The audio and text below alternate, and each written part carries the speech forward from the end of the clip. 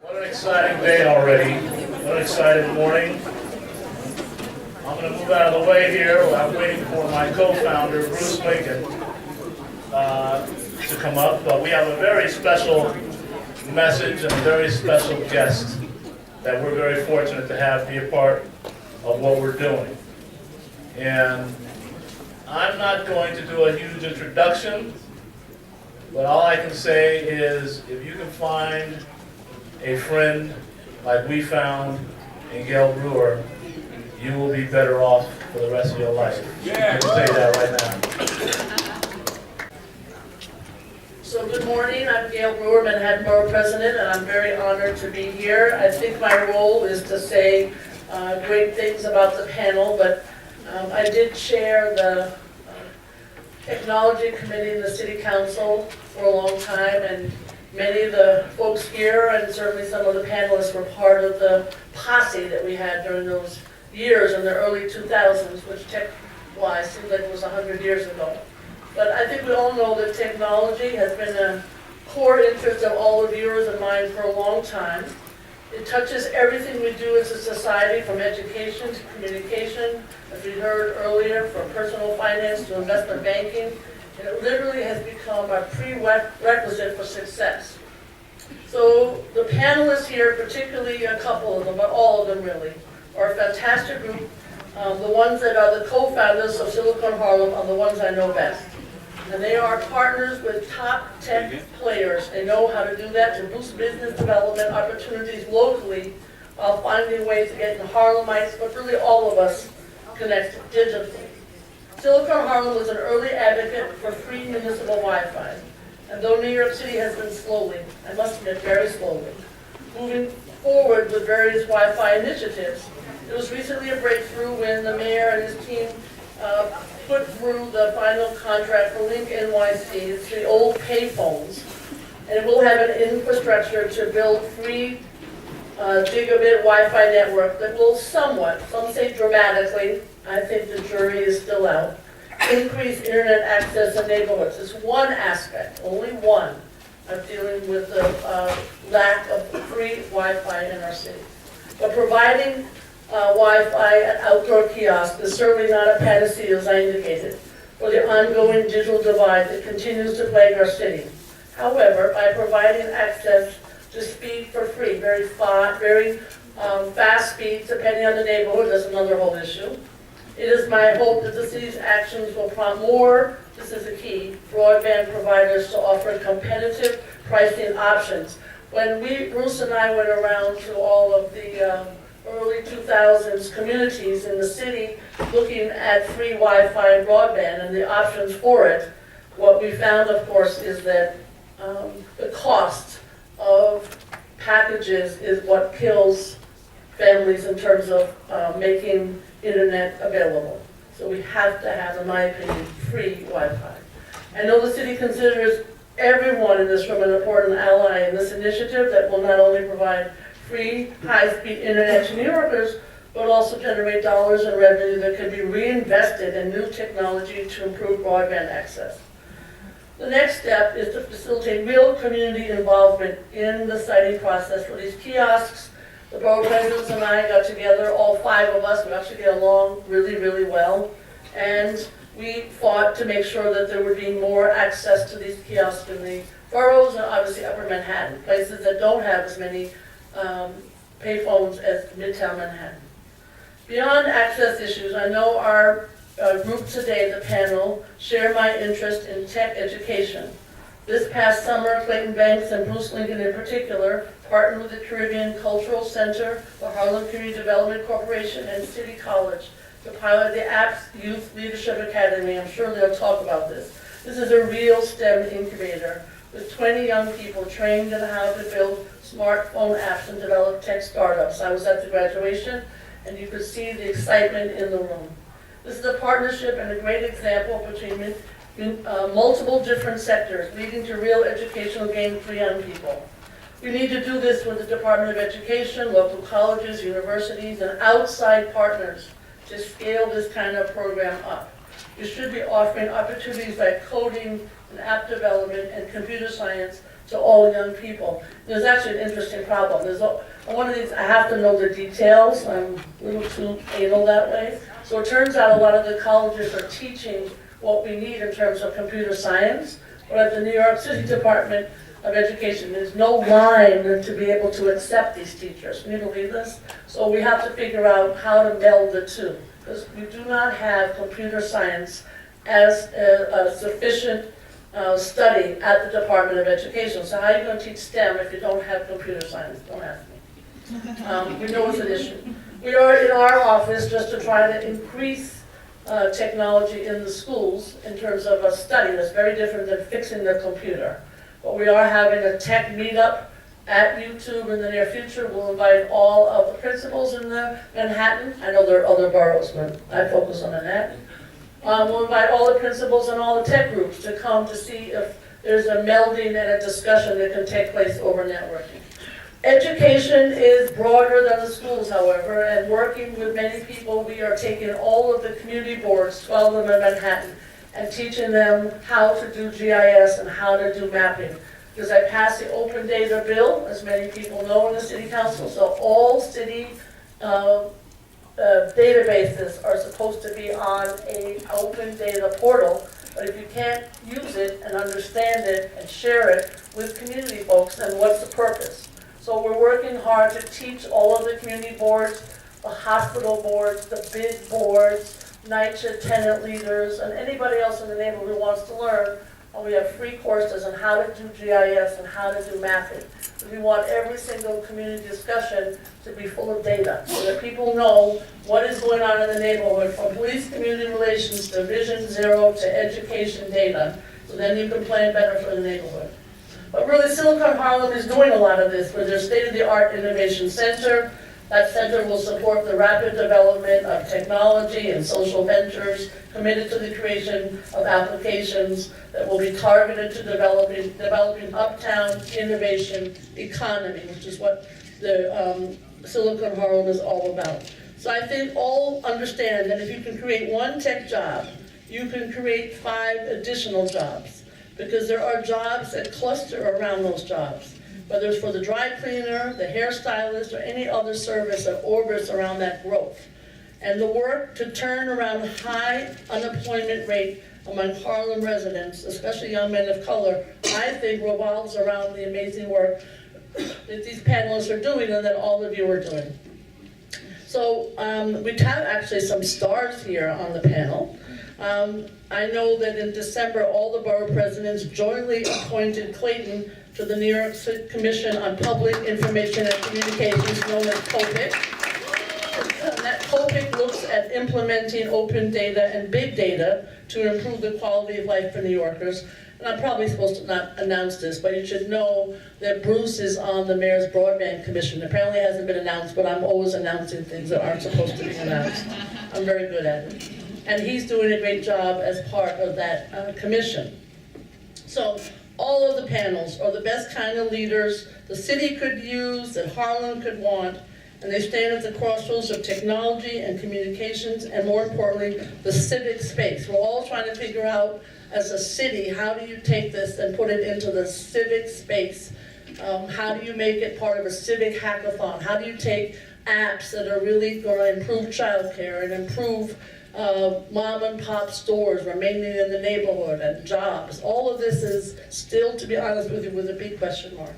So it's a pleasure to introduce this amazing panel. I talked about Bruce and I talked about Clayton, but also have Natalie Madeira, Caulfield, Jeanne DiFrancesco, and Lance McCarthy to join in this fabulous conversation. Thank you very much.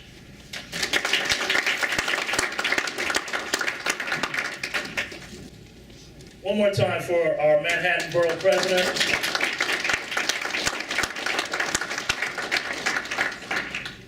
I'd like to just quickly say good morning to everyone. I'm very excited to be here. Bruce and I are very honored to have been asked to host this particular panel. And I must thank the Wall Street Project team, particularly Chi Williams, who worked with us all throughout the year last year and has brought us here. So we thank her. We also thank the great Reverend Jesse Jackson, who we had a chance to meet with right here in this hotel a month ago, and the great work that he's doing. We also have a meetup later on today at 6:30 with a great partner of ours, which is the New York Tech Meetup. So we're very excited about having them. And wave your hand over there, New York Tech Meetup. Some of our friends are here today. So that's exciting. We've got 6 companies presenting their ideas today. So you don't want to miss that. These could be all could be billion-dollar companies. So you want to be at that. Let me quickly bring up Bruce Lincoln. We want to tell you quickly about Silicon Harlem before we get into our panel, but we're going to move quickly here. So Bruce, if you want to give a quick overview of Silicon Harlem, and we'll move into the panel. Our sole objective is to basically take advantage of where we are now, as Gale has said, where this is the convergence of a number of different important factors. If you look and see the CEO of Intel making that level of commitment, we're at that inflection point. And now it's about how do we now work together as a community, as an ecosystem, and not only bring technological prosperity to Harlem, but to Chicago, to Philadelphia, and even to rural areas in Mississippi. So this is an important launch pad today, and without further ado, I'd like to hand it back over to my partner, Clayton Banks. Let's get into this incredible panel, and we're going to have an interactive discussion, so it's very important that everybody puts their thinking cap on and shares with all the fantastic ideas that they all also coming up with, and let's move on with this. So I'm fortunate, I feel fortunate because I was at the very first Wall Street Project meeting 18 years ago or so, and that was when we were tackling the cable industry. We were trying to figure out how to diversify that. But at the end of the day, it's always been an economic play. I think Reverend Jackson had a great vision many years ago about how to make sure there's equity among industry. And you do that through economic development, and that's sort of the focus we've had at Silicon Harlem. We have a great panel today to talk about that. That's something we found in our conversations that we all have in common, is that we want to use our skills, our talents, our resources to create a better quality of living for every citizen in this country. And it starts in this particular day and age with an innovation approach. So let me introduce a few of the people. They're going to say a few things about what they're doing right now, and then we'll get into the Q&A. And feel free, as I mentioned, or as Bruce mentioned, to tee up your questions. So at the far end, we have Dr. Lance McCarthy, who runs Black Silicon Valley, and has been at this for some time, has over 100,000 square feet in Atlanta for building out innovation. So you'll hear more about that. Next to him is Jeanne. Jeanne runs ProOrbis, and she has a specialty in many areas, but particularly today she's going to talk a little bit about human capital and what we're doing to close the skill gap. And next to her, we have Danielle Cohn from the mighty Comcast. So we're very excited about what she's going to be talking about and what Comcast is doing and envisioning for the future. And then we have Emil Cambry, who's out of Chicago, like Bruce Montgomery, who's in the audience somewhere. But we have Emil Cambry, who runs Blue 1647, which is an innovation center in Chicago. And if any of you have been following the news around Chicago, it's been struggling with some of the African-American communities, with unemployment, et cetera. His vision is turning that around. There's a great story to tell. So why don't we start with you, Dr. Lance McCarthy, talk a little bit about what you're doing so the audience can get a chance to formulate their questions. Thank you. Good morning. Good morning. Good morning. My name is Dr. Lance McCarthy. I'm the co-founder of Black Silicon Valley. We are a 100,000 square foot facility in Atlanta where we have startup, mid-tier, and mature companies. Our goal is to be a national platform for black tech firms, providing the 3 C's: contacts, contracts, and capital. We applaud Reverend Jackson for pushing this agenda forward.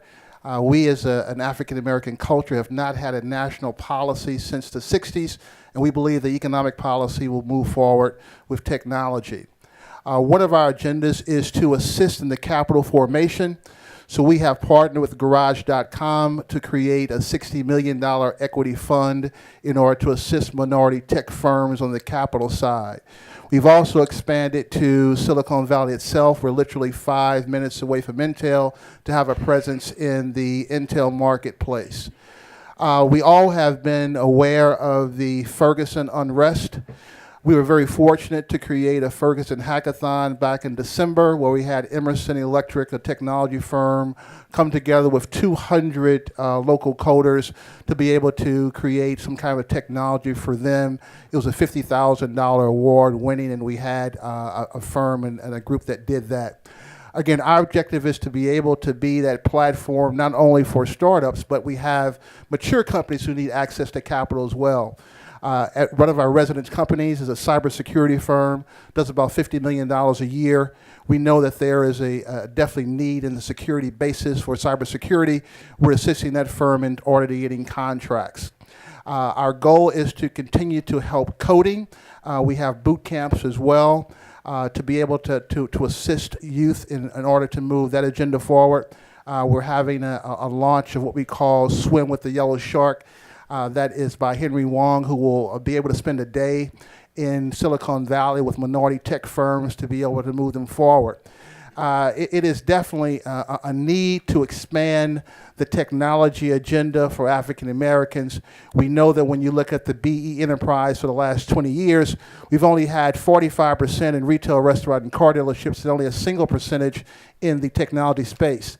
So we at Black Silicon Valley look to partner with firms out here as well as around the country to really help create scale and produce models and create a move forward. That's a good introduction? Very good. Lance. Very good. You know, there's a lot going on the ground. There's a lot of work being done. You heard about Van Jones's work and everyone else's around the country. And that's, to me, what's going to make this country competitive in the world. This is a global economy, and the only way we're going to really push the great USA into the #1 slot is through this type of vision, working with innovation and technology and all of that. Jeanne, you want to talk a little about ProOrbis? Sure. Hi, good morning. I'm not as good morning. I need to work on that. Just a little introduction to ProOrbis.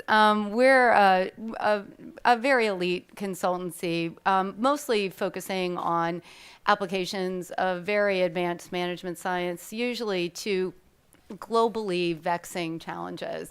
We get projects kind of like designing the National Laboratory to manage science on the International Space Station, things that are very esoteric and very difficult.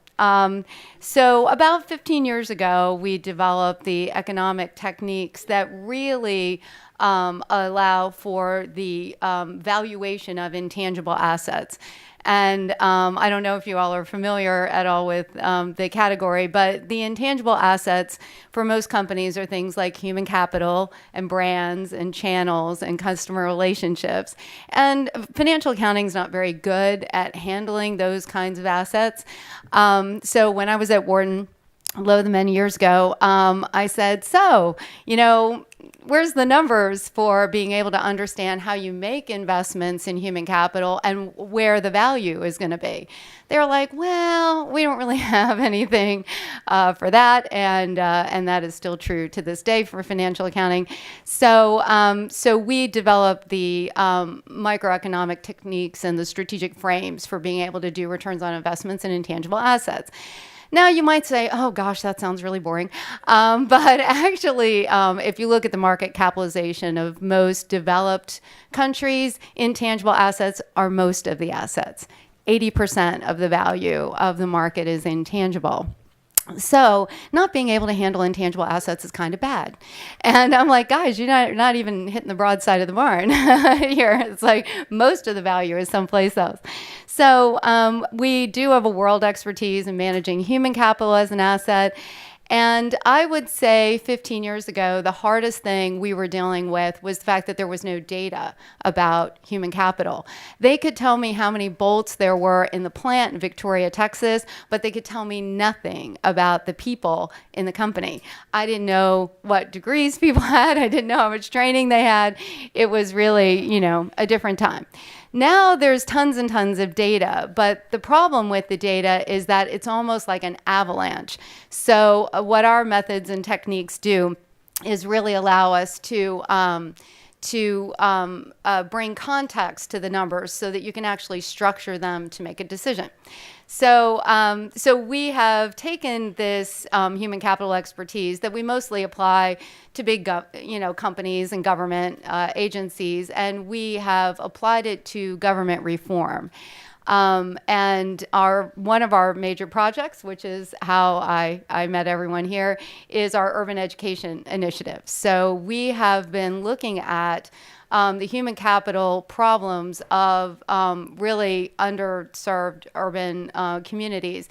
And really have as a challenge for the project, how do you take these kids who really are performing at the absolute bottom of the United States? And you have to keep in mind the United States is also falling in its global competitiveness from an education standpoint. So we used to be number 1. We're now like number 7 in some categories. We're number 17 in other categories. We're number 43. So we've really fallen off pretty precipitously. So when we first took on the urban education initiative, we really took it on from the standpoint of saying, well, why couldn't these kids not just be the best in the United States, because maybe that's not so much to write home about anymore. Why couldn't they be the best in the world? So we have been working on kind of an ecosystem approach to education and really thinking about what it would take to make these kids globally competitive. And especially in the STEM-oriented disciplines. So I'm sure as the panel gets going, we'll talk about that more. But we do that project through our nonprofit, the American Millennium Society. So is that a good introduction? Thank you. Very good. No, very, Okay. yeah, we approve. Okay. Hi, I'm Danielle Cohn, and I first want to put out there how excited I was to ride the elevator with Reverend Jackson. Really, I wasn't expecting that, but what an amazing leader, and how lucky we were to hear from him this morning. My caveat to today's remarks is that I've been on this job for 6 weeks, and so if I don't know the answer, there are other wonderful people from Comcast in the audience who are going to help me answer some questions, but my background is actually in the travel industry and marketing communications, but always had a passion for entrepreneurship and wanting to see the next American dream come to life and to support people from all neighborhoods with their next big dream. I'm an entrepreneur myself, have a startup in the healthcare space, and grew up in Philadelphia, where our biggest startup story was Comcast. So 50 years ago, Comcast was a little startup, and they actually were a startup on my street where my parents lived. And my mother reminded me before I started this job that my first job was working at a gas station to make money so that I could get cable. And that I always loved watching television, but I always had an entrepreneur spirit. That led to me studying a lot about the startup community within the United States and really around the world. And in the last 5 years, through those relationships, landed at Comcast, basically curating and celebrating the spirit of entrepreneurship that still lives within one of the biggest companies in the U.S. So I feel very blessed to be here and to work with an amazing group of people at Comcast in really sparking the next big dream. Today is, I believe, National Dream Day. So if you have a dream, you should get it started. Very quickly, some of the things that Comcast is working on, similar to what you heard from Intel this morning, is creating a pipeline so that it starts with K through 12. We do a lot of programs in all of the communities that we serve throughout the United States, soon potentially in New York City and in New York. We work with students at all ages.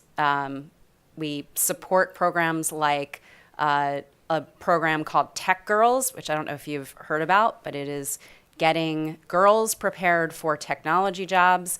And as my nieces will tell you, from when they were 3, I was asking them, what are you going to do when you grow up? And they would say, oh, fine, we'll go into science. And eventually, my one niece, who is 14 now, is the star science student. And so, that is a very important part of the divide within the United States.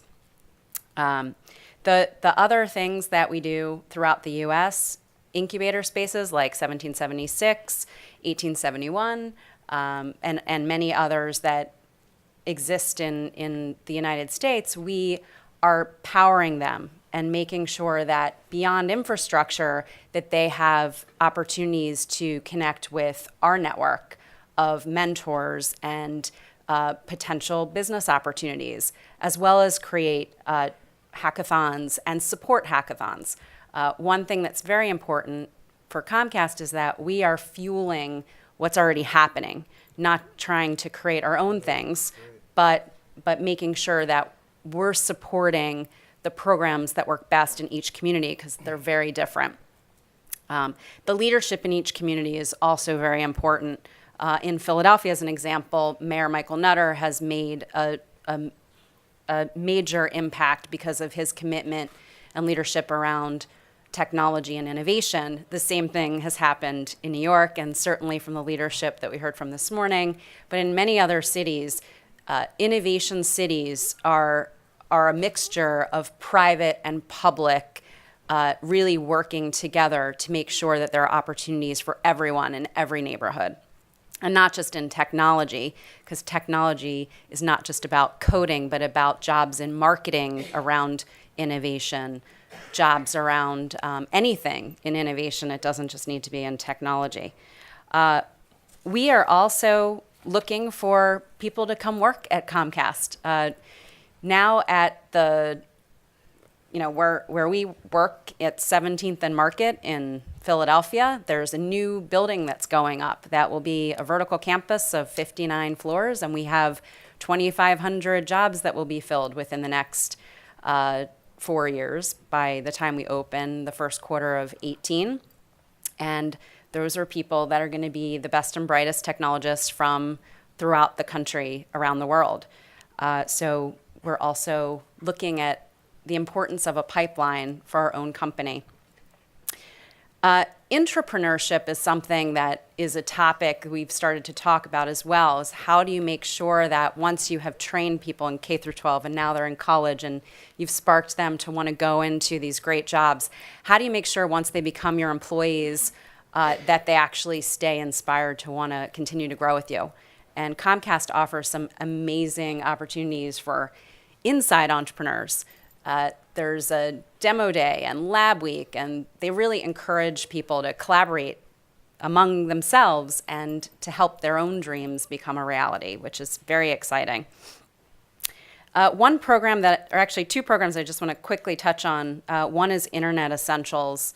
Internet Essentials is something that Comcast launched in 2011, and so far it has connected 350,000 families, about 1.5 million people, to the power of the internet in their homes. These are all families that are located within the Comcast footprint, have at least one child eligible to participate in National School Lunch Program, and they get for about $10 a month access to the internet.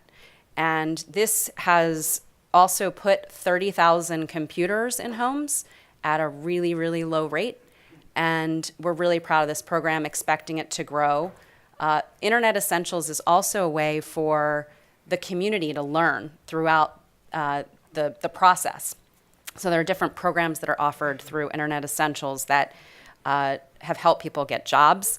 94% of the people that are part of Internet Essentials actually said that it helped their students' grades. 64% said that it helped somebody in their family to get a job. So those are real hard numbers. The last thing I just want to mention is Comcast Ventures Catalyst Fund. And that is an amazing fund that's been around for some time, that's run through Comcast Ventures, our investment group. But the idea is that we are investing in minority-owned and founded startups. And that's something that we have been doing for a very long time, longer than some others. So there's a $20 million Catalyst Fund that basically invests in minority technology startup space. Many of these companies, I believe all of them, are still in existence, which is the most important part of startup, because you can start up and close down. But they're all still going. And so with that, I will close out. Keep talking. Thank you, Danielle. Thank you. Listen, you had me at 2,500 jobs. So I was good with that. And I got to thank Tony Williams over here who helped get Danielle on the panel. So thank you, Tony Williams, who's Juan Williams' son. I had to mention that. Boy, what watching TV can do for you. That's pretty cool. And if I don't know something, certainly Tony said. All right, we're fully loaded here. So our next panelist will give his quick remarks. Emil Cambry. Okay, I'll keep it quick. Hi, I'm Emil Cambry, founder of Blue 1647. We're a technology innovation center in Chicago and now expanding to St. Louis by the end of the year. So we started out with one location in the south or west side of Chicago, depending on where you're from. And we've expanded because, once again, we wanted to show that innovation can happen in the community. And it was important to have intentional spaces that are actually places where innovation, in fact, can happen and people can point to it, which was a very powerful thing for us. So we work in three different capacities. The first capacity is what we call people development. A lot of classes, workshops, events around technology and innovation. Everything from, we have Bitcoin ATMs, so we can have a meetup around what Bitcoin is. So expanding the knowledge base and getting students to see exactly what it is. What makes us a little different than other centers is that we work with adults and youth because, once again, we wanted to show mirrors in many different ways. We wanted to show young people that can, in fact, see older people that are doing the same thing that look just like them. That's a powerful thing to be able to see because, once again, many of us who really grew up in trying to do technology, we were the only one in the classroom. We were the only one in the room, and we didn't see others that looked like us that were building the stuff that we wanted to build. So it's powerful. So we hosted everything from Big Data Week for the city of Chicago. We hosted the first ever music hackathon for the city of Chicago. We hosted an immigration hackathon, which was one of the largest civic hackathons in the country, for that matter.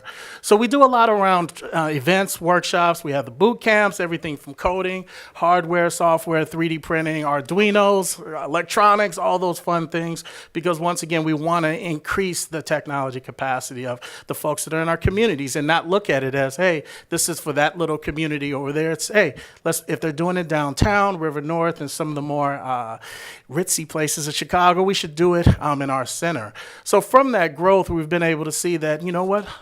Our students love this stuff. Our students are smart. So from that, we've been able to also see is that, hey, maybe we need to adopt this philosophy in Chicago of build with us as opposed to build for us. In a sense where we have great ideas, we have good things that we can do, and we want to make sure that we have that intentional space in the community for that to happen. So that's kind of our people development. So our second capacity is our workforce development, where this summer we had 95 students working 30 hours a week at our space. They started out with very little technology experience. Many of them call them low income. We call them low opportunity. These are students that, in fact, that like technology, didn't know where to start. We went from zero to being able to build apps and websites for nonprofits and small businesses. And from that success, we had students that were doing everything from iBeacon apps at the end. And what we did is we just didn't put barriers in front of them and said, you know what, you can do all this stuff, and what is the powerful things that can happen from that. That target base is 18 to 24 years of age. And if you know Chicago and some of the unemployment numbers, the underemployment numbers, especially for our young people, this is a really powerful thing that we are undertaking. So we're starting with another 130 student cohort in the next couple of weeks. So it's going to be crazy. It's going to be a lot of fun because if you imagine 130 students trying to get some things done, but it's powerful because in terms of the intentional space, we call ourselves kind of like Google in the community, in the sense where you have bean bags, you have hammocks, you have ping pong tables, air hockey, all the things that you have downtown in River North, which makes it a very powerful experience, because when the students come in there, they take down their barriers and they say, you know what, it's not school, it's not work, it's something different, it's cool. And that's a powerful thing for intentional learning to in fact take place. A third phase that we work in is a business acceleration. So we have a business accelerator. It's a 12-week boot camp that goes from hopefully an idea, hopefully a prototype, to something that's finished that you can actually pitch. And we were, pleased to see that 40% of those organizations that worked in our accelerator in fact got funded, which was a powerful thing. And it's not $10 million, we're working on that, but it was powerful to be able to get them from the start to the finish line. So we started with one location. We're going to have 5, in fact, in Chicago by the end of the year, including a very significant partnership with Rainbow Push we're excited about as well. And, what we were able to do is see, how do we replicate this model in other cities? Because it's one thing to be able to do it for 10 students, 100 students, 1,000 students, but how do we replicate it to really change the narrative of Chicago, change the narrative of our communities, and make sure that powerful things can happen? And we consider ourselves an economic development organization, not just a tech organization, because the whole goal is to increase revenue for everyone, to increase opportunities, and to create a pipeline for that to happen. So St. Louis became a very interesting target for us, because we wanted to see, can we take this to another place, and we're excited on what the progress is. Tremendous work, tremendous. So Bruce is going to sort of participate as a panelist as well. Bruce, I wanted to get your sort of input on, how can the public figures, before I actually ask that question, anybody remember the recession? Which one? I have this belief that the innovation economy is a result of a recession. So many of us who had worked in corporate and did all this other stuff found out that there's no promises. And so we've decided to use our minds and our effort, our resources, et cetera, to start new things. And we are now in an innovation economy that right now is still at the beginning. So we are, and I'm glad to be in a room full of people with ideas, my friend Chad Hunt and other people that are here coming up with great ideas on how to change the world is what this is all about. So as Emil said, this is an economic development play. So Bruce, can you talk about what role the government may play or public figures will play in this new economy? It's been alluded to, of course, by Gale and Danielle, and even if you sort of look at what Emil is saying, the idea is historically that we've done public-private partnerships. What we think is you invert that. Now it's private-public partnerships, that the private sector has to work with the public sector, but from the standpoint of social entrepreneurship. So the idea is not simply that we start the next nonprofit, but that we basically incent the next local business person with a social venture. And that we take those kinds of innovative ideas and we connect where they complement with the civic space. So if you want to look at what's happening here as just a model that we can apply to all these different sort of ideas, is the role of government in many respects is that if we look at a Gale Brewer, she's a form of social entrepreneur, but she's using her ability to negotiate the political space, but she's absolutely someone who is well versed in what technology can do. And as you start to see what's happening here in the city of New York, the city is starting to, one, bring in very diverse groups of people who begin to sit on commissions, where before they were simply in the private sector. Now where Clayton Banks is sitting with our borough presidents. You're starting to bring together a diverse set of people that equal an ecosystem of potential advisors as they connect to the mayor as he's looking to increase issues of equity. But this is from the standpoint of being innovative, as well as engaging in policy innovations. And one of the things that we do at Silicon Harlem is we also work closely with the Columbia Institute for Teleinformation because of their relationship to the Department of Commerce, their relationship to the FCC, to start to drive innovation. So everything happens in this ecosystemic fashion. So what it allows us to do now is none of us are competing, we're all complementary to one another. So we just figure out those points where we connect so that we have a much larger initiative. So if you look at, we all now connect to Reverend Jackson, his organization. He connects to Silicon Valley, but what you now start to have this virtuous cycle where we can start to deal with ideas, innovation, and capital. And that's happening, throughout the country. Oh, yeah, sure. He deserves a hand. You see it happening in Portland and Denver and Houston, all finding ways to impact their communities based on what they're good at. Houston has a large immigration population, and they're taking advantage of that. Immigrants, as we know in our research, are more likely to start a business than a lot of people who are born here. And so you take advantage of that. You don't use that against them. You use that in your advantage. So there's a lot going on, and there's been a couple of innovation centers built on this panel. So I want to talk about that and get a sense of how you do that, how you get it funded, how do you sustain it. We'll start with you, Emil, and then Dr. Lance, if you could also comment on that. Yeah, and one of the things that I tell everybody is we're a startup for startups, which is just about as hard as it gets. But I was fortunate enough to go to business school with a friend now who happened to be an early employee at Groupon. And so as you see kind of with PayPal and some of the other organizations that have liquidity events, they can in fact start funding more opportunities. So we got started that way. It wasn't a ton of money, but enough for us to kind of get started and prove that we can do this. Because one of the hardest things that we did in trying to prove our model out is we were in an area that normal people don't consider to be an innovation hub. And that was a powerful thing. So once again, we had to do some things that were very similar to other organizations, traditional organizations that do workforce development and other things, and see how do we, in fact, provide those metrics and numbers to really be able to scale.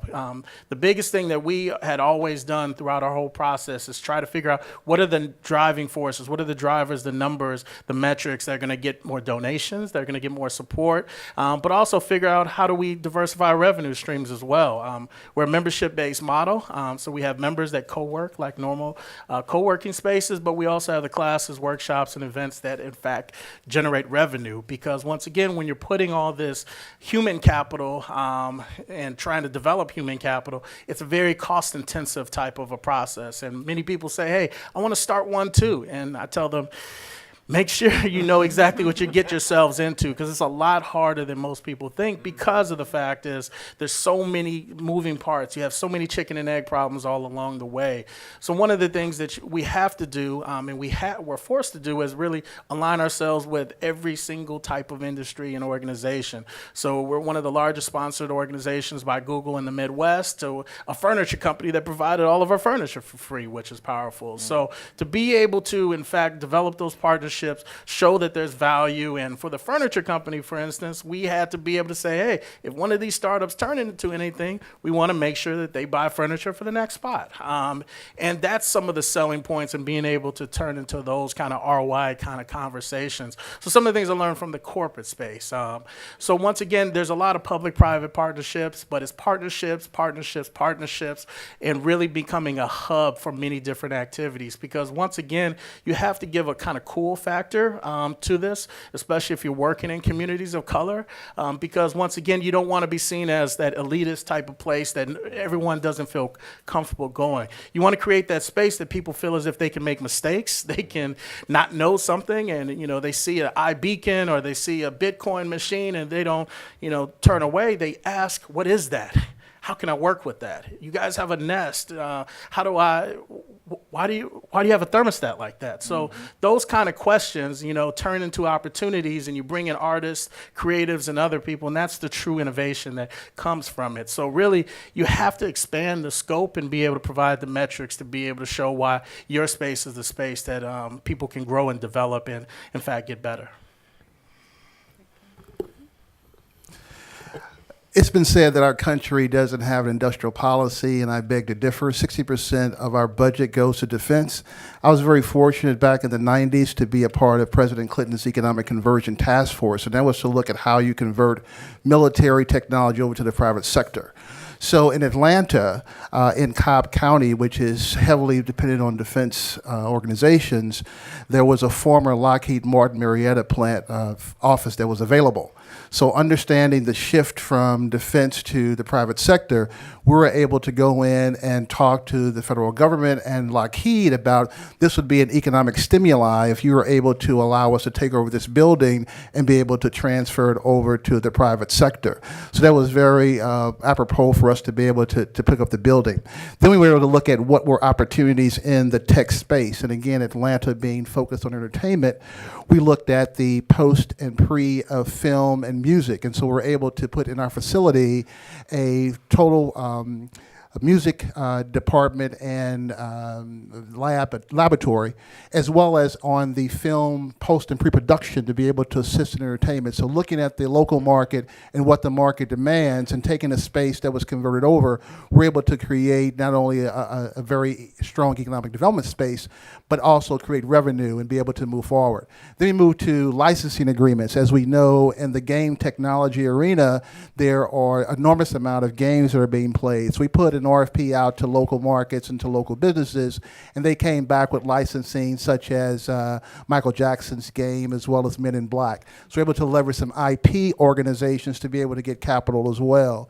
So again, having the physical space and understanding what the market demands, but then also looking at opportunities in local and national markets in entertainment, et cetera, we're able to create a strong platform to create revenue for existing businesses, mid-tier businesses, and mature businesses. Very good. We're going to be opening up questions to the rest of you in just a moment here, but Danielle, can you sort of build on that? I know you talked about the new center that's going up, the education center. Is that also going to be a combined innovation center, or is that something in the plan as well? Yeah, so the working name right now is Floor 4. That's it, as much as I know of what Floor will be the incubator space or innovation space. And the great thing is there are a lot of groups already that are engaged around what that space will be in Philadelphia. So yeah, one of the floors within the new Innovation and Technology Center will be dedicated to startups. We are looking at a lot of different options there. So the makers movement across the country is not just about technology. It's really about making sure that makers from all neighborhoods, no matter what they want to make, have an opportunity to make that. So there, could be a t-shirt maker or a scarf maker, could be technology. And so there have been discussions going on about what that could be. I can't wait. I'm going to be in Chicago, and I can't wait to come check out your space. So really, how do you make sure that the new space can spark that next invention, whatever it is, and that, to your point, people feel welcome, that they feel like they can come in and have a place where they can get business cards made, maybe, to start their business, which is 101 on any startup, right? You need to know how to network. So, but there are, as I mentioned, like just a lot of discussions around what it can be. It's a nice thing about dreaming up a space. So there are staff members at Comcast who have lots of ideas for what could be in an incubator space. There are startups throughout Philadelphia, but also around the country that have lots of ideas for what it could be. If anyone here has ideas, you're welcome to follow up with me afterward. I'll make sure they get communicated. And then also the community itself, as it relates to students. There are a lot of programs that exist, as I mentioned, Tech Girls, but hackathons and other programs. We need to make sure that students have an opportunity to engage in the space because they are very well, they could be the next employee or they could be the next dreamer. And so there's some great opportunities. We're studying, this is not the first time that a space like this has been created in the world. There are a lot of businesses and nonprofits to learn from. And I think what we want to make sure happens is that we are fueling what's already really well done. And the idea that we're not competing with existing startups or spaces in Philadelphia or in other parts of the country. But by collaborating and going back to the public-private partnership, that we can do good by fueling more of what's already being done that's being done well. So just a quick follow-up. Jeanne, I want you to talk about human capital in just a moment here, but a quick follow-up to your comment there. So hackathons. We've heard a lot about hackathons. We support a How lot many of people them. in the room have been to a hackathon? All right, very good. I'll be at one this weekend. Hopefully that you won. All right, so we need a description of a hackathon. You want to Who wants to describe that? A hackathon is basically mostly done over the weekend. There's actually one in Philadelphia this weekend called Pen Apps. It's one of the largest maybe in the world, where students from around the world will come to Philadelphia under the University of Pennsylvania brand, and they will spend the entire weekend in a space hacking away, which means they're given a task, or they can have the opportunity to build their own model for whatever it is that they believe in. And they create teams. It's actually amazing. They stay up all night, and they're fed, they're fueled. And at the end, there's something called demo, and they pitch this to potential investors. But a lot of it is really about how do you build a business? And that's ultimately, how do you build a team? How do you build a business? Is there a viable product? And who would potentially support this? A lot of times there's a topic that's given. So it could be around social entrepreneurship, a civic hack, a music hack, whatever it would be. So they're very popular. A lot of companies support hackathons. Companies actually create their own hackathons now. A lot of companies have intra-hackathons where they encourage their own staff to hack away. Right. The So does greatest Comcast- definition I've I'm sorry. actually heard about a hack, though, is that you can hack at anything. It doesn't need to be technology. A hacker is basically someone who just keeps trying to find a faster, better way of doing something. Story of my life. So is Comcast really involved in hackathons? I know you've only been there for a short time. Yes. Is that something that Yeah, you guys we're are gonna one of continue to the do? partners this weekend in Pen Apps. I'm actually delivering remarks at that, inspiring the students to want to create something great. And part of that is we want students to see that we're a technology and innovation company, and that there is a potential of doing what you love within Comcast one day. So it's definitely a great opportunity for talent recruitment. But throughout the country, we support hackathons at many different incubator spaces, startup spaces, which is why I'm really interested in meeting with you. That's a place where you meet a lot of really creative young talent. And it's an opportunity for community groups in all neighborhoods to get kids inspired to maybe want to go into technology and innovation. Yeah, hackathons play a very crucial role in coming up with some new ideas. One of the things that we've been talking about at Silicon Harlem is sponsored venture projects. So a company will come and say, hey, we're looking to disrupt our own business. So we'd sponsor a hackathon, give some information, give some data, give some material, and have people work on a new idea. So there's a lot of that going on that we hope turns into some great business. Jeanne, if we've talked a lot about this morning about pipeline, about, preparing, obviously for the jobs of the future, the 21st century skills that are needed, et cetera. So can you talk about urban education and what's going on there? When we first started working on this education project, for as much as we know about human capital, we mostly dealt with employees that were already in the workforce. And very many times, as I'm sure, when you work in a big company, very many times you're trying to make major scale transformations, which is mostly what we're doing in our projects, and you have to get employees that are already doing something to do something else. And their preparedness, their ability to do what you need them to do next has a lot to do with their education, their preparation, and other things like that. But increasingly, we've been finding that the employees are not able to do the work that's coming next. You know, you can think of it as the work of the 21st century, but it's basically the work that's coming next.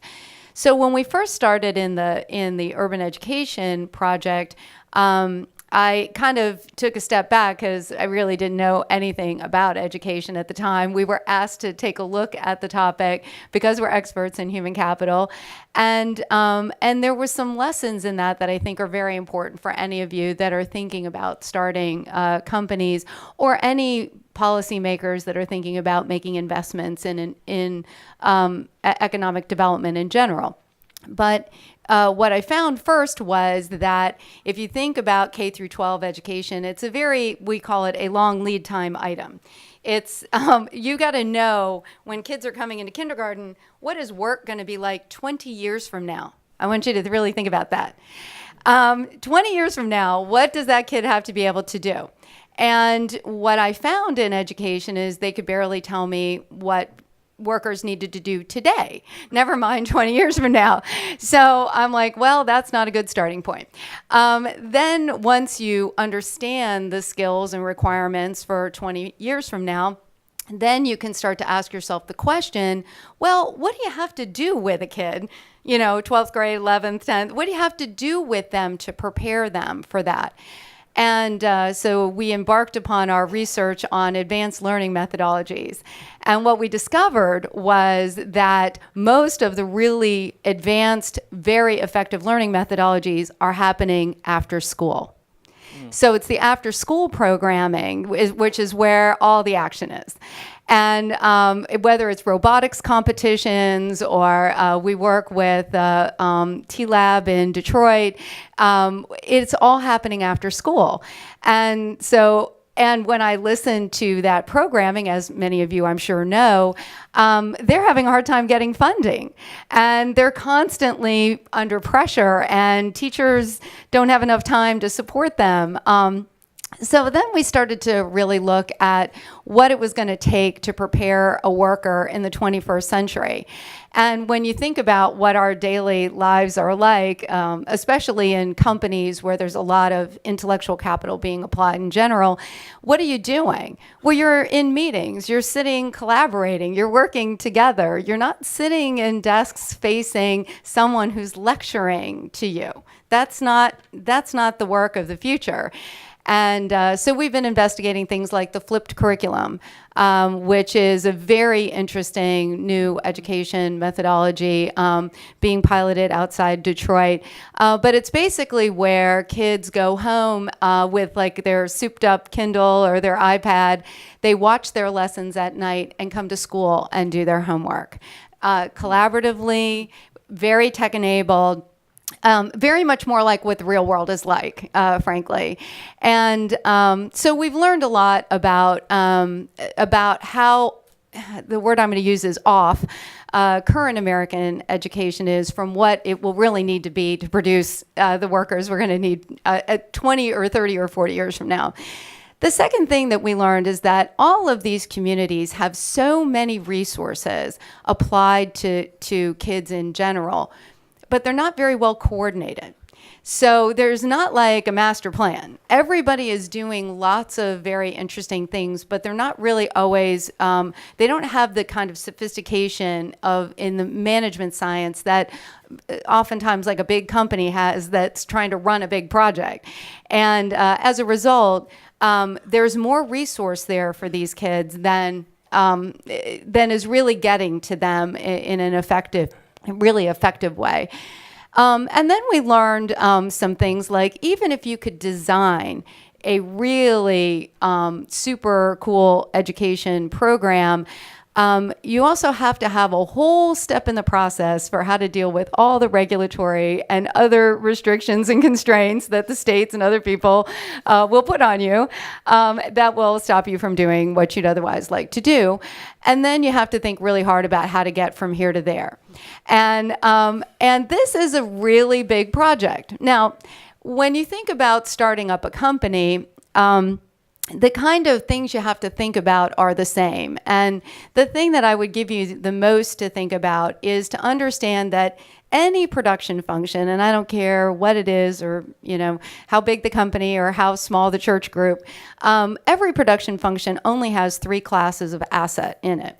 It has physical capital, which everybody has been talking about, tech centers. That's a lot of physical capital, plant, facility, equipment, things like that.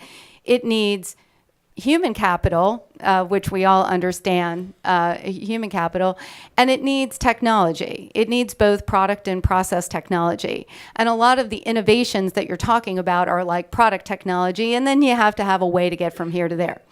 So if you always need those 3 classes of assets, then you always have to ask yourself, what's the human capital that you need?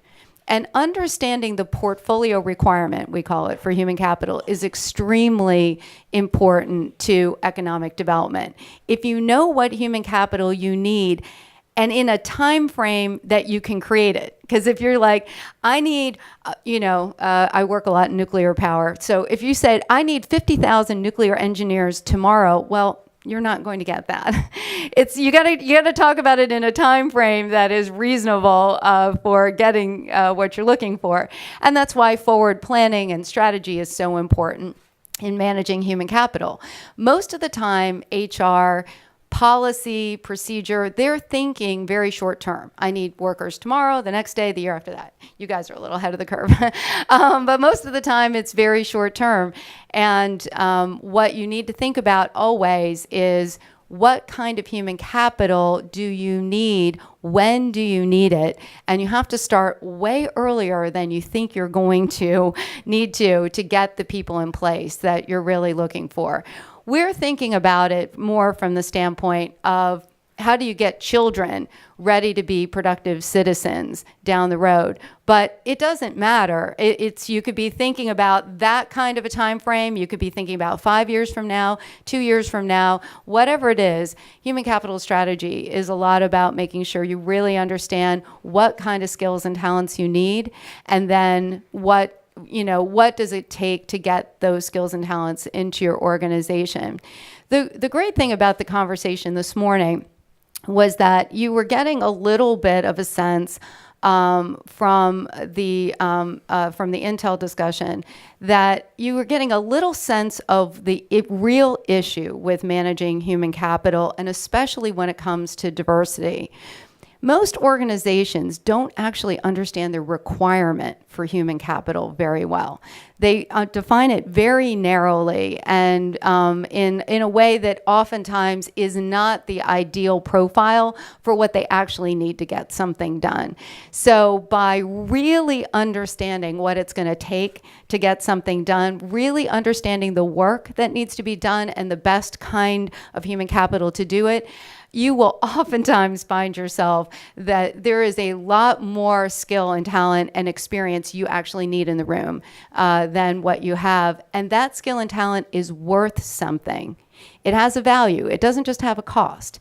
There is a value to the investment. Knowing what something is worth is the entire game. Valuation is extremely important in human capital management. If you know it's worth it to you, it's worth $500 million to you to have a certain thing happen, you're willing to spend a lot of money on it. If it's only worth $2 million to you, you're willing to spend less on it. And if it's worth $50,000, you're going to spend less than that. So knowing what something is worth is very important to understanding how to make an investment. Jeanne, let me cut you there because I just realized I got to go ask for a raise. Oh, good. To make sure I get what I'm worth. I'm really very good at that. I'm going to have you represent me. Propositions we do all the time. We do want to save some time for questions before I'm going to ask the good Reverend Jesse Jackson to come up here to say some comments. But any questions from the audience that we can, just want to take a couple so we can try to stay on time. Chet White. Say your name and your affiliation. Chet White, Harlem, Florida. Bruce, you spoke a little bit about the need to shift from public-private relationships to private-public relationships. I want you to expand a little bit on that. What are the contrasts between the two dynamics, and what are the advantages, disadvantages, especially to a community such as Harlem? That's a good question. So when we talk about the idea of moving from a public-private partnership model to a private-public partnership model, the way we need to think about this is it comes out of this idea, and this is where the role of the university comes in, right? The university bridges both the private sector and the public sector. So this is where the idea comes of the commercialization of intellectual property that's created at the university. And what's been happening over the last 10 years, especially out of a university like Columbia University, where I happen to be a senior fellow at their business school, is we've been looking at how you tie together a number of things. The kind of evidence-based, data-driven white papers that one generates specifically by applying economic analysis, looking at it from the standpoint of how we can help Harlem in particular, because that's where we're located, and how do we think of that from, if you will, what's kind of driven by a pedagogical philosophy. This philosophy is called constructionism, which says that individuals, and if we brought it out to communities, basically have a set of intelligences, and those intelligences are developed as that community strives to create meaning. And the best way to support that is through engaging them in a creative fashion to solve their own problems and to have them work collaboratively. You now take that and you start to work closely with government, right? The civic sector, which is also school boards and community boards, as well as the mayor's office, and then ultimately the federal government. So what you can put together is a procedural methodology that's repeatable, right? We know how we can go about doing this. We know what it is we want to achieve. And once again, because it's this inversion, right? Public-private to private-public, we're no longer looking at a cost-benefit ratio, though we utilize that, but we look at a benefit-cost ratio. What's the benefit that I will derive from reallocating certain levels of investment, some's money, some are other, ways that we do things, and what do we get in that kind of new equation? Well, this is where innovation starts to then thrive. So that's why what we have at Silicon Harlem is this four-pronged strategy, right? It first looks at the gigabit internet, right, which is some arcane kind of stuff, but in the engineering of that, you can create opportunities for communities. That's been shown from when the internet was deployed from Teachers College into the public schools of the city of New York. We're now starting to see some of those benefits. The other part is the goal of an innovation economy, not a deficit model, an advancement and progressive model. And then we have to look at STEM literacy, beginning as early as K-12, and if not kindergarten, and then entrepreneurship. And so, as Gale had said, that manifests itself in the context of our project called the Absolute Leadership Academy. But when you put all those things together, right, university innovation applied to a community, taking on the community's strengths, and then turning that into policy, you can start to have this kind of investable model. We had a question over here. My name is Harlem. I have a tech and accounting firm, and I have a contract with the New York City Department of Education. So this is really to Comcast. When you're a government contractor and you're going in and doing some of this tech and evangelism work, I work with Black boys specifically who are high achieving. My contract is so narrow that when I want to introduce things like coding, or if I want to introduce things like building computers, the New York City says that I can only evangelize. So in terms of looking for that extra investment, can you speak to some of the other funding that I could look for to prepare my boys to go to the pre-collegiate Stanford program or the MIT program that I'm trying to prepare them for as we move forward? I'll attempt to answer your question. So you're asking how could I navigate? How to leverage? Kind of how to leverage the relationship that you have, because there's a willingness to support work in minority communities around innovation, which is what I do. But I'm a government contractor, which means that the minute that I step outside of what the city says I can do, I could potentially be in trouble. So I need to look for other pots of money. Yeah, I mean, it's no different than being a startup where you're looking for different pots of funding. The step number one, I think, is to just build relationships in the community and to make a really good case for why your program is worth the investment. And that's something that, again, I'm only 6 weeks into this position, but I've been inundated with requests from programs and making decisions about technology investments and where you put your dollars. It's really going to come down to where you're seeing the greatest return, who has the greatest results so far, where you also can take risks and see reward, sort of following the lean startup model, which is the book that I live by, and being able, to have the flexibility to take a chance on a new program. And there's Comcast Ventures that you should take a look at. I'm going to move it along here. We're going to take one more question. I'm going to do the last question over here. Thank you. I'm Queen Mother Dr. Deloise Blakely, and I'm the community mayor of Harlem. And what I'd like to ask, we took, I don't know if you've heard about it yet, but it's coming. You should hear about it. It's called Raw Science through films, entertainment. How would you move Black young males particular? Because I took them to California, to Caltech, and took them to Fox 5, for the film festival. How do you encourage our young people in the community? They're geniuses that's walking around without math, science, and arithmetic and reading, but they have the ability. How do we take those young people and give them the opportunity, which we start doing through the Raw Science Film Festival, entertainment, which is the hip hop generation, with science? How do you marry that and get them involved? Got it. Dr. Lance, why don't you tackle that? Yes, that's one of the programs we work at Black Silicon Valley. It's called Hip Tech, connecting the entertainment world with technology.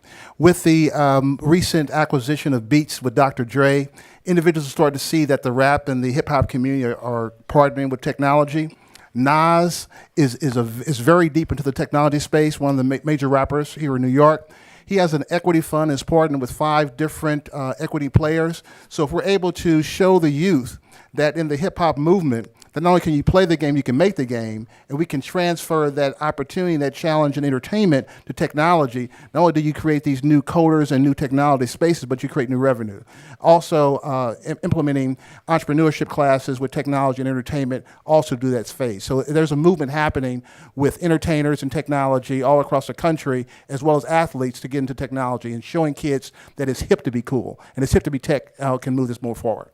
Emil, you want to make a quick comment about it? Yeah, and I'll just add to that. It also part of your team should embody that as well. I think one of the biggest strengths we have is that our team embodies folks that do hip hop, that do film, that do fashion, but still do tech. So when the students are looking up to someone, they look up to us because they say, "Oh, you've done film festivals, you're a filmmaker, you do tech too. How does that all work out?" And the other events, so like when we had the music hackathon, that was powerful because you had some folks that you brought in that were rappers, and then you brought in some tech folks and found commonalities, and those things are powerful. But then we also brought in Young Guru, who's obviously has East Coast roots, and he's talking about the engineering of sound, and he's talking about that for a couple of hours. That's very powerful. So when your whole ecosystem is around that, and the people that are actually working and teaching reflect what it is that you want the students to be, then it makes it a really powerful thing, because too often we have programs in which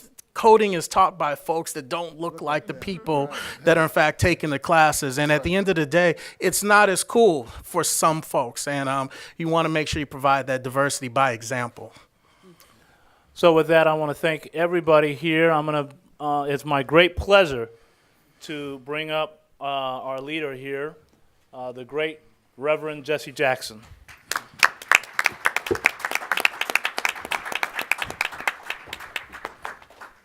Good morning. Again, let me express sincere thanks to our panel. Give our panel a big hand, would you please? Thank you. A big hand. And again, to our friends who traveled by plane 18 hours from South Africa, give them a big hand from South Africa. Let me hasten to say, Clayton, that you talked about the benefit cost analysis. I like that benefit cost analysis. Before you are some rainbow push envelopes, and if you got the benefit, I want to see the cost part. You help me ease right into that. Well, in part, I want you to fill the envelopes out because there's follow through beyond today, tomorrow, and Thursday. We need your name, address, phone number, and the like in our database. We know it's not the most hip of databases, do it on the envelope, but that's what we're doing it, that both and. Let me also suggest that downstairs at noontime is the business luncheon. This year, Rainbow Push and Black Enterprise are collaborating. Together we're doing the luncheon honoring the top 40 companies with the best records in diversity. Now, this time last year, Intel was not on that list. They're on it now because things are changing and we're making things happen. And if Intel can, we have bought shares of stock in 25 companies that have now made public their EEO1 records. We expect them to do the same thing that Intel has done. We're raising the bar and setting the pace. We have to demythologize the notion of how burdensome it is to do business with us, but rather how advantageous. And I think about the times in the South when governors blocked school doors arguing why we would lower the quality of education on the campus. Now, you could not block the door letting athletes on those campuses because the benefit has been so established until it's as if it were always that way. Now we're going to go a step further, not only to play ball, but to graduate and then have relationships beyond the football field. Because it's not enough, it seems to me. Last night I looked at and I'll have it for you pretty soon, the number of kids that are playing for Oregon and Ohio State. I want to see the number who will graduate. Now last night they entertained. Last year NCAA made $5 billion with a B. You understand that? With a B? And yet if one of those boys got caught autographing a jersey, they would lose their scholarship. The vendor on the corner can sell jerseys. The vendor on the corner can sell their pictures and likeness. If one of those players that you saw last night for Ohio State or Oregon, if they got caught selling their own jersey, they would lose their scholarship. That means then we were going from picking cotton balls to picking footballs and basketballs. Picking cotton was not so bad. Being locked out the textile industry was bad. If you could pick the cotton and own the land and bale the cotton and make the gurney sack and take it to the mill and weave it and bring it to New York and sell it on the global market, picking cotton would have been an all right deal because it was the most dominant industry. The problem with cotton is we were locked into the bottom of it and could not grow within it. We were picking cotton, but we don't think of ourselves as being textile manufacturers because we were not allowed to do that. And that's kind of who we are today, that we find many of our business people have the best of abilities. I know people who work for companies, Google and Apple and the rest of them, and after 15 years, so they leave because their friends left and did an app or something and got rich real fast. But they even can't borrow a dime. And they work real hard to try to raise $500,000 to start an incubator, and they can't turn their corner. So his putting up money to invest in apps is a big deal, right? Y'all follow me so far? And that's kind of what this conference is about. And the last point is that if a house divided is a problem, a house scattered is even worse. We tend not to know each other. And that's not a put down, it's just the fact that by traveling as we do, we meet Silicon Atlanta, which meets Silicon New York. But there's a Silicon Chicago. And they didn't know each other. And there's a Silicon LA. And brothers and sisters up in Portland, way out on the other end of the country, who grew up around those high-tech companies, they're heaven there. Those out there in Silicon Valley who don't know people on the East Coast. So part of our mission is pulling the family of technologists together. And the last point is that when they said they could not find engineers, we are producing engineers at A&T and Howard and FAMU and the like, all who cannot get a job doing engineering. Now, if you're in Silicon Valley, focus on the next widget, you may not know A&T, Howard, or FAMU even exists. So building that bridge is part of our mission, because there's nothing they need that we cannot produce. If they want 200 engineers, invest in them. Those schools will produce them. That means upgrading the engineering departments at those schools. One of the companies went to Howard to get some engineers. They were impressed, but they thought that the grade was different than their grade. So what they did was to send one of the execs to Howard to work with them to make certain that it was, all basketball goals should be 10 feet from the floor, right? Y'all follow me so far? But if you have one that's 9, if you play on one that's 9 feet, you can't play in the major leagues. But we can make it, if it's put at 11 feet, we can dunk if we know it's 11 feet for everybody. And that's a part of what I'm trying to say to you. And we'll be talking about this repetitiously in these sessions. There's nothing we cannot do, nor achieve. It's a matter of changing the culture and the law. We could use a toilet before 1964 downtown, but it was illegal. We could play baseball before 1947. We couldn't get on the field. When we changed the law and the culture, everything else flowed from that. And so many of you are bumping your heads against walls, catching concussions. There's nothing wrong with you except getting the sore head going crazy, because you're trying to make it on individual ability as opposed to having the power to change the culture and to change the law. So if I have the power to change the culture and to change the law, I have the capacity to produce. It kind of comes down to that. I mean, I look at a lot of the athletes, the guys who are playing great basketball today. We could play whatever basketball was in the 40s. The Globetrotters, when Minneapolis Lakers were the world champions, the Globetrotters, who were not allowed to go to school, were considered clowns. They beat the Lakers. They beat the world champions. And they played them again, and they beat them.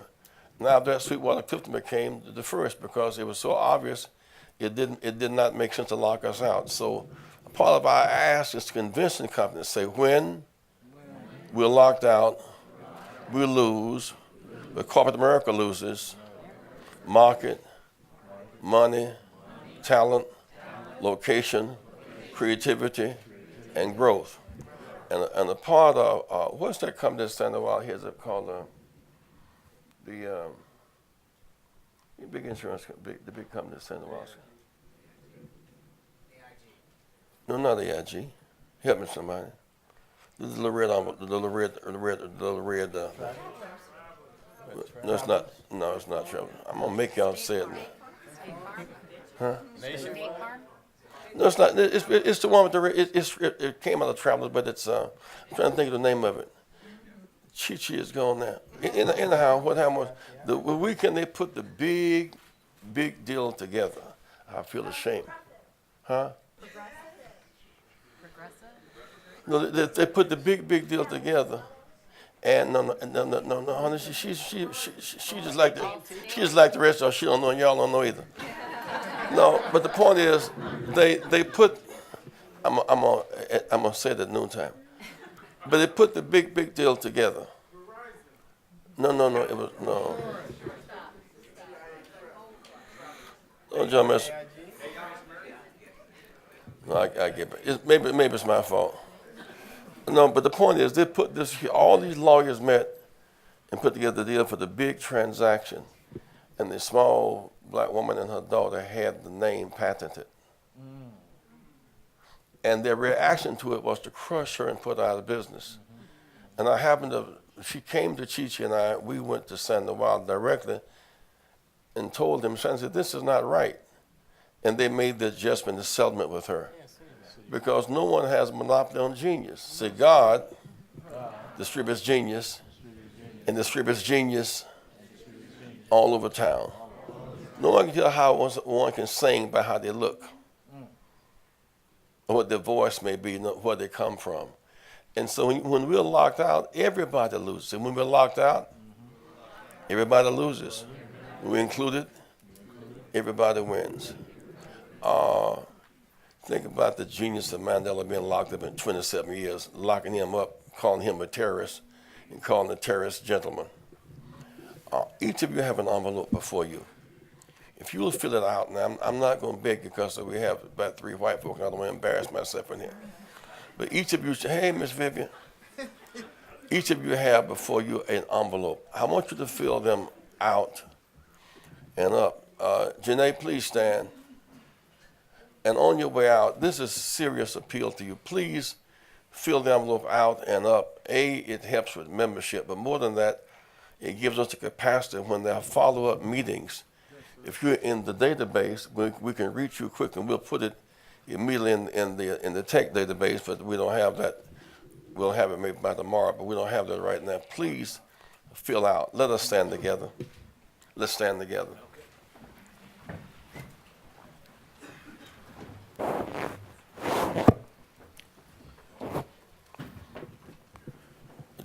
Janae is at the door at the rear. And Brother Jones, you mind helping her? John, help her. Those who fill out the envelope, now raise your hand. You fill out the envelope, raise your hand.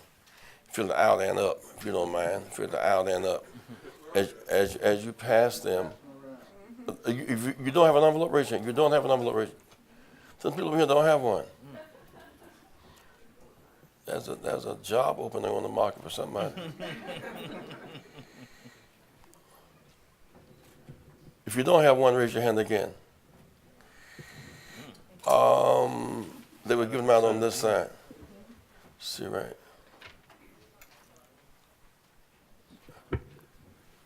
In the meantime, how many of you going to lunch? Raise your hands. You give them at lunchtime. Let us bow our heads in prayer. Pass us not, O gentle Savior. Search our hearts and know our ways. For those who were here last year who couldn't make it back because they've been called to their reward, may their souls rest in peace. Give us the strength to carry on, to learn more and do more. If we ever be better and never bitter, incline us to learn to live one with the other and not be apart. Incline us to end the violence and the hatred and the meanness and become a better and never a bitter people. Amen. Amen. The lunch is downstairs right now on the second floor.